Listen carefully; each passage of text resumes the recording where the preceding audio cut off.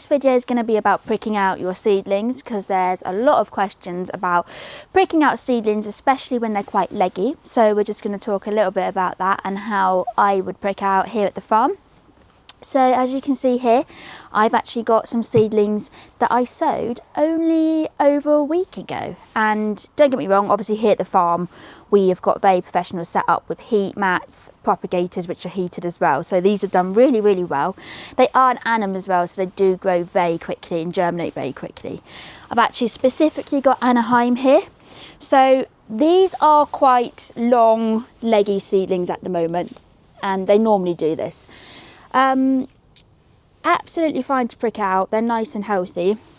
So I'll just talk to you about how to correctly handle seedlings. So you've got your medium into which you're going to be pricking out into. So right now I've got fertile fibre in a small pot. So literally with a dibber, you really don't have to buy anything expensive. You can just get a biro pen, take out the ink part of the biro pen and just have the out of sort of, I don't know, plastic frame. And what you want to do is use the edge, which is the sort of writing tip point. Push a hole into your medium. Now with the seedlings, I sow these into vermiculite, which we've discussed in other videos if you look back on our YouTube, and it will talk about why I've done that. And this can be quite a good medium as well to separate seedlings out. They won't snag too much. Obviously they've got a lot of roots going on together, but they're really not hard to separate in this. You can just literally pick them up, and you will pick them up by the leaf. And this is really, really important that you do this and not via the stem. The stem is its life force, all the good stuff there keeping this little seedling going. The leaves can always regenerate if you accidentally break them, but the stem, if you damage that, the seedling will just die. So always pick them up via the leaf, and you can gently separate them out just by doing that. It really isn't that hard. Just be very delicate with it, like I'm not gripping it hard at all, and you can just pull them gently apart.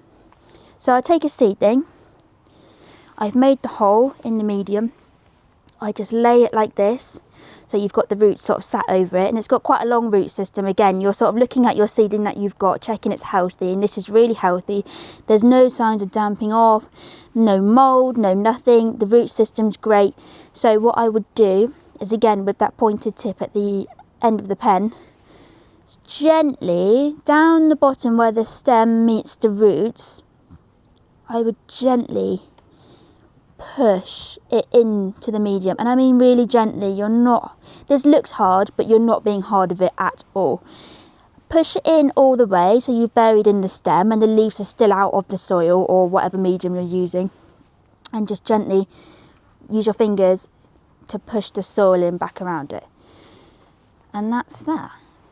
So one of the other key points is making sure that the roots aren't out of the medium. So they're all the way in here, they're like buried under the soil. You really don't want to have roots hanging out above the medium. They need to be buried and down in there. And the leaves as close down to the surface as possible. Don't bury the leaves, make sure the stem's buried. And you can do this with really leggy seedlings, it's really not hard, but just be gentle with it. Apply that sort of little bit of pressure to push it in very, very slowly, and then make sure it's backfilled so there's no air gaps around it.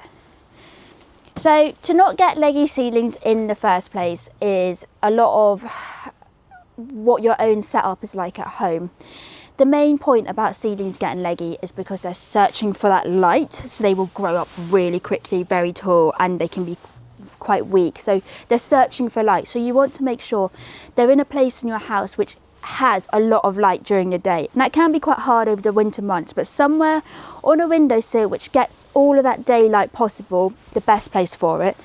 Again, if the seedlings are sort of left too hot, say in a little propagator, it can just encourage them to grow rapidly, very quickly. So once you see them emerging, it's a really good idea to take off the lid if you're using a little propagator at home, whether that's a heated one or whether that's just, you know, a little plastic one. Take that lid off during the day, allow them access to air and a little bit of air movement. Again, you might not be able to do this at home, but if you have a tiny little fan or some kind of air movement, it will really strengthen the stems, and that makes some really, really healthy seedlings as well. They want to be strengthened and they want to have that bit of wind movement just to sort of make them be a bit more sturdy. But a good key point is taking that lid off during the day when you have those seedlings emerging. So, you know, they've got that bit of air movement. They're not too hot during the day as well. So they're not having that rapid growth too quickly and then producing weak seedlings, and making sure they've got good access to light. So wherever that is in your house, you need to decide.